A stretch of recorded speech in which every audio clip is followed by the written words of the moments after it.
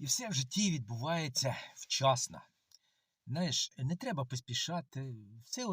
Все в тебе робиться так, як треба. Не треба нічого там, знаєш, змінювати з допомогою такої, знаєш, волі, як кажуть. От не треба цього робити.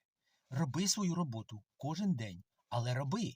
Роби ритмічно, роби системно, роби те, що ти знаєш, те, що ти вмієш, те, що ти хочеш. Просто роби це регулярно. Оце дуже важливо. І не переживай. Все буде добре. Прийми це те, що відбувається, прийми це. Ти можеш це змінити, але ні, ти не зможеш це змінити. Ти просто роби те, що тобі треба робити. Кожен день. От і все.